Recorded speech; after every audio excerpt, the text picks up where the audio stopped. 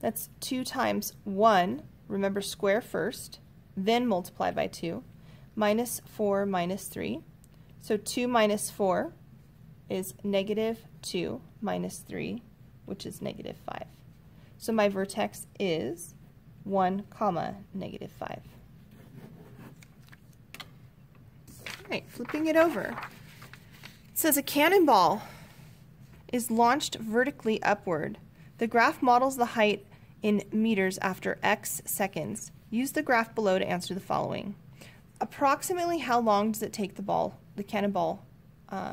approximately how long does the cannonball travel? So it travels from 0 to almost 10. So I said about 10 seconds. Here's my time. All right, what feature of the tells us the maximum height of the ball? Well, the height is right here. So the maximum height is right there, about. And it's called the y-coordinate. That is the y-coordinate. It's the y-coordinate of the vertex right there, which is about 120 meters. And what does the y-intercept represent? So the y-intercept means, right, what happened at height 0, right? So at the height at time 0, I should say. When time was 0, the height was also 0. So the height at time equals 0, which was 0. All right, number 15. It says the graph of the parent function is reflected across the x-axis, translated 2 units left and 4 units up. All right, so what I did is I took my parent function, so number 15, and I graphed it. The parent function is 0, 0, negative 1, 1, negative 2, 4, 2, 1, 1, and 2, 4. All right, the first thing I always do is scale, but there's no scale here. So I'm going to reflect. It says reflected across the x-axis. That means this point, instead of being 4 units above, will become 4 units below. And this point, instead of being 1 unit above, will be 1 unit below. This point cannot move because it's on the axis of symmetry. This point will come 1 unit below, and this will come 1 unit below. So here's my reflected parabola. Then it says it's shifted 2 units left and 4 units up. So 2 units left means that this point moves to the left 2 and up 4. 1, 2, 3, 4, and ends up right there. And then this point moves to the left 2, 1, 2, and up 4. 1, 2, 3, 4. It actually ends up right there on the origin. This point moves left 2, 1, 2, and up 4. 1, 2, 3, 4. This point moves left 2, 1, 2, up 4. 1, 2, 3, 4. Right there, actually.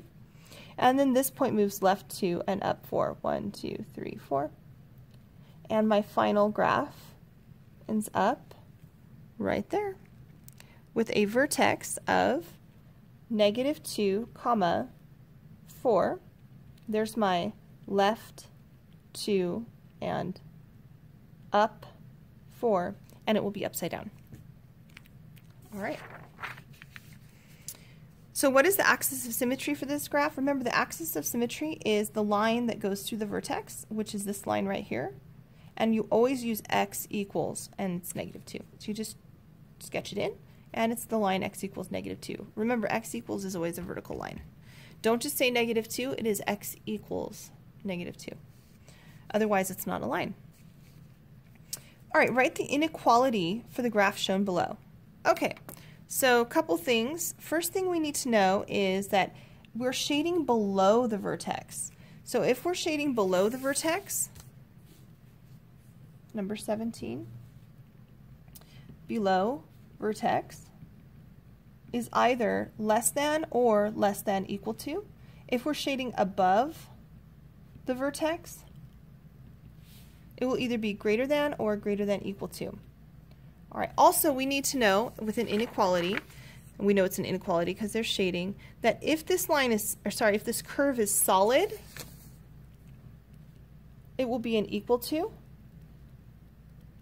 And if the curve is dashed, it will be a either greater than or less than without an equal to. Okay. So I know that this is the symbol I'm going to use right there. Y is less than or equal to. All right, now to identify what this equation would be, I'm actually going to say this is vertex form. I'm going to also change this into standard form. So we're going to give both forms. First, we have to find the vertex. The vertex is right there. It is at 2, -5. So that is h, k.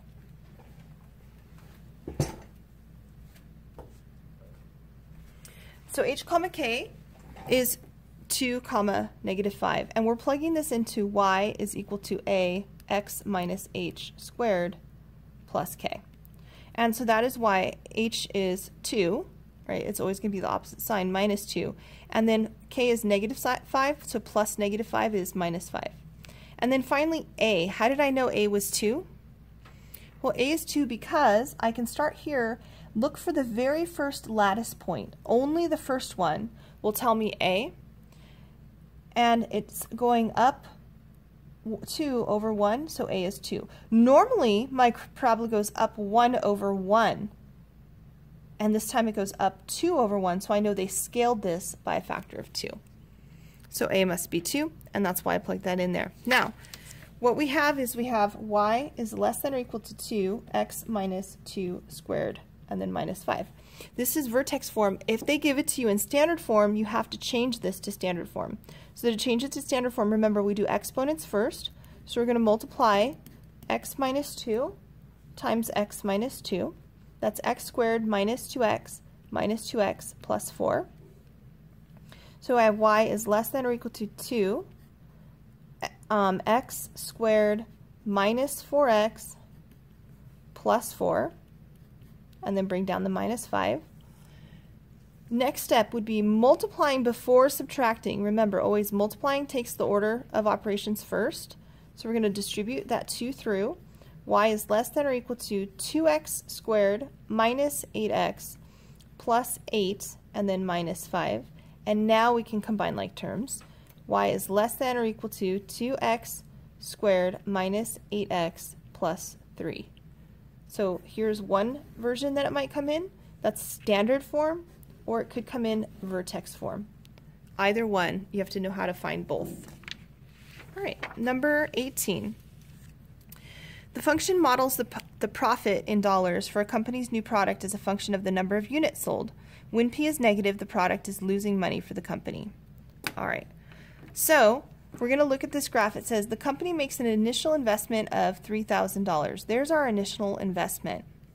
That's why it's negative, because they paid out $3,000 and they haven't gotten anything out yet.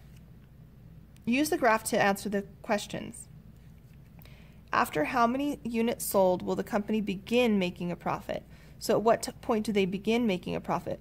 Well, it is earning money this entire time, but they haven't made back what they owed yet.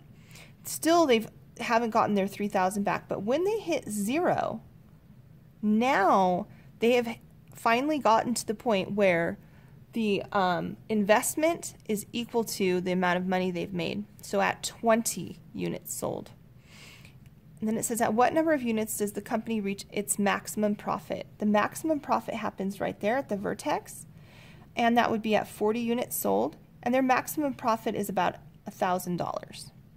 And then what does the y-intercept represent? Always, this would represent our initial investment of negative 3,000, right? So they invested 3,000. Number 19, it says g of x is the translation of f of x 5 units left and 3 units down. What is the equation for f of x?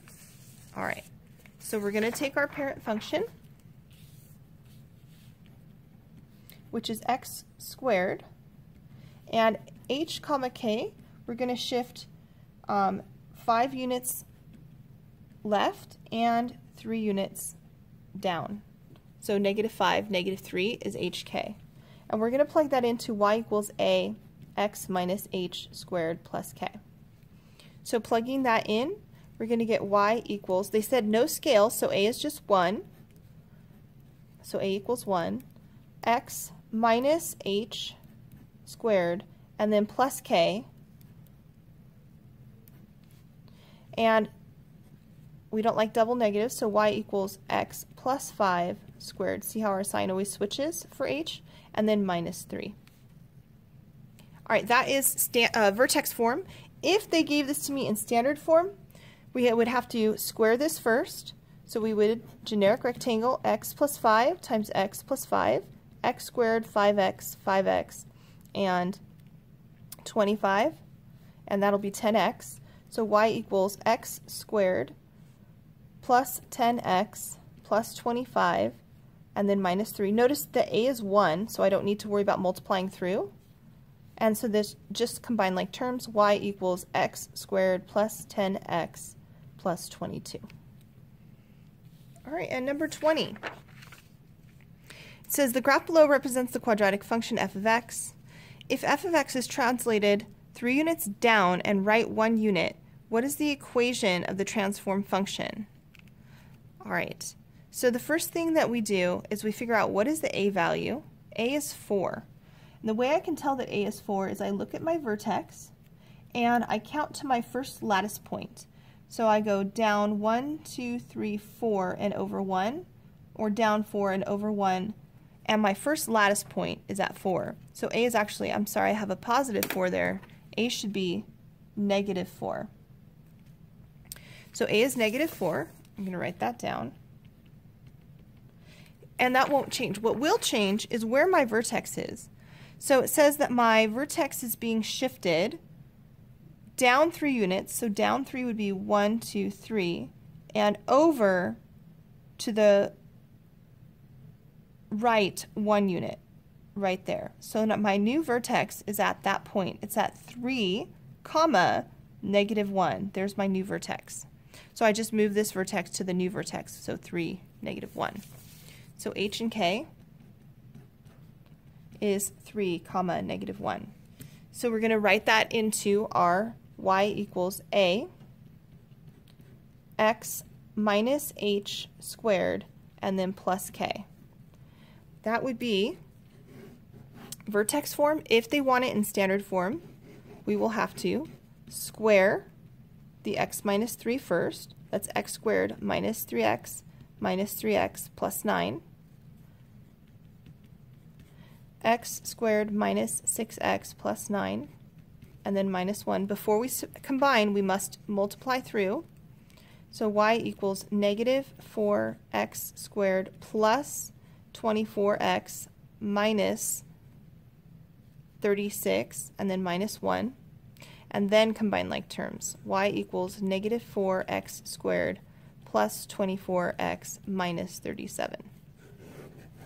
And that would be my standard form. All right, thank you. Have a great weekend.